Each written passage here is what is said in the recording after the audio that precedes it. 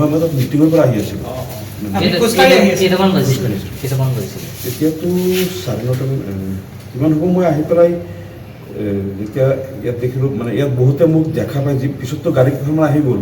যেতিয়া মই ল'ৰাজনক ধৰি হেৰি কৰি আছোঁ গাড়ীখন ঠেলি আছোঁ বহুতে ভাবিলে গাড়ীখন মোৰ নেকি কিছুমানে কৈছে আপুনিতো সেই নিউ হোষ্টেলত থাকে ইয়াত মই বোলো না গাড়ীখন মোৰ নহয় মোৰ চকুৰ আগত হৈ গ'ল কোনো মানুহ সেইকাৰণে মই তেওঁক হেল্প কৰি দি আছোঁ বহুতে সেই খবৰটো চাগে এনেকৈ বাহিৰত ওলাই গ'ল বহুতে ভাবিছে গাড়ীখন মোৰ নহ'লে মই তাত যিহেতু স্পটত মই প্ৰথম আছিলোঁ বা ইভিনিং মানুহজনক আপুনি ধৰিছে তেখেত খুৰাহঁত আছিল যেন আপোনাৰ অনুমান হৈছে নেকি বা গোন্ধ পাইছে এনেই কিবা গোন্ধ মই কিন্তু পোৱা নাই কিন্তু কিবা যদি হেৰি হ'ল বা মই আচলতে টেনশ্যনত সেইটো মন কৰা নাই কিন্তু তেওঁ গাড়ীখন যে যিমান অলপ স্পীডত লৈ গৈছে আৰু ইয়াত কিমান স্পীডত আছিলে মানে কিমান স্পীডত মইতো আচলতে ইয়াত ৰখি আছোঁ আগত দেখা নাই কিন্তু তেওঁ কাটি পেলাই আচলতে টাৰ্ণ লওঁতে সাধাৰণতে গাড়ীখন বহুত শ্ল' কৰি দিয়ে শ্ল' নকৰে মানে যিমান স্পীডত আহিছে ইমান স্পীডত মানুহে নাকাটে আপুনি প্ৰথমতে মানে ইয়াতে আপোনাৰ প্ৰাণ ৰক্ষা কৰিছে না মই অৱশ্যে এইটো ছাইডত আছিলোঁ এই অপজিট ছাইডত নহয় সিফালৰ পৰা খুন্দাটো মই যিটো ছাইডত গাড়ীখন কোনফালৰ পৰা আহিছিলে এইফালৰ পৰা গৈছে এছেম্বলি ফালৰ পৰা গণেশ মন্দিৰ সিফালৰ পৰা গৈ তেওঁ যেতিয়া টাৰ্ণ লৈ সোমাব 9 নম্বৰ গেটেদি সোমাওঁতে মানে বাওঁফালৰ পষ্টটোত খুন্দা মাৰিছে মই অকণ সোঁফালৰ পষ্টত ইয়াত যিটো আৰক্ষীৰ আৰু মই ৰখি দিয়াৰ 2 মিনিটৰ পিছতেই আমাৰ গণেশ মন্দিৰ এইফালৰ পৰা গাড়ীখন অলপ তীব্ৰ বেগত গৈছে মই যিটো দেখিছোঁ গৈ তেওঁ ইয়াত ঘূৰাই যেতিয়া তেওঁ 9 নম্বৰ গেটেদি সোমাব গাড়ীখন তেওঁ ঘূৰাবই নোৱাৰিলে বাওঁফালৰ যিটো পোষ্ট আছে পোষ্টটোত খুন্দা মাৰি দিলে ইমান জোৰে খুন্দা মাৰি দিলে ইয়াত মই অকলে আছোঁ কোনো মানুহো নাই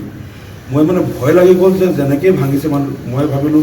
মানুহজন ষ্টিয়াৰিঙৰ চেপাত পৰি গ'ল নেকি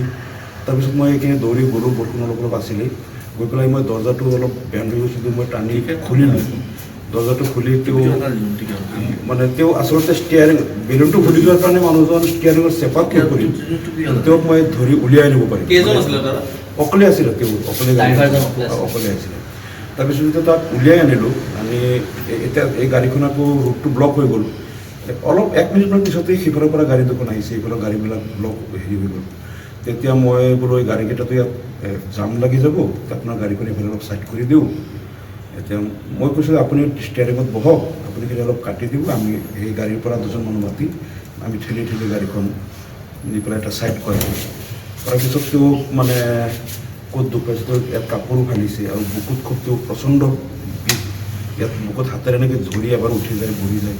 মানে মোৰ এটা ভয় হ'ল যদি বুকুত এটা প্ৰচণ্ড আঘাত পাইছে মই বোলো মই গাড়ী মাতি দিওঁ মোৰখন আপোনাক মই ইমিডিয়েট GMCH বা কোনোবা এখন হস্পিটেলত নি যিহেতু আমাৰ ইয়াত ওচৰতে ক্লিনিক এছেম্বলি ক্লিনিকটো তেতিয়া বন্ধ হৈ গ'ল তেতিয়া মই ক'লোঁ যে মোৰ গাড়ীখন মাতি দিওঁ আপোনাক মই GMCHত গৈ পেলাই হেৰি কৰোঁ তেতিয়া কৈছে আপোনাক ফোন কৰি দিছে মই কৈছোঁ আপুনি কোনজন MLA তাত গৈ আছিলে তেতিয়া কৈছোঁ মই শিৱমণি বৰা তাত যাম শিৱমণি বৰা আপোনাৰ কি হয় জেঠাই নামটো সুধিলোঁ তেওঁ নীল বুলি ক'লে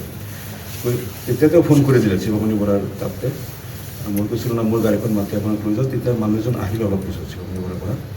আহি তেওঁ কৈ আছে মোৰ গাড়ীটো খুব টেনশ্যন হৈছে মই গাড়ীটো চিন্তা নকৰিব আপোনাৰ যাতে একো হেৰি নহওক গাড়ীখন ইয়াত থাকক পিছত সেইটো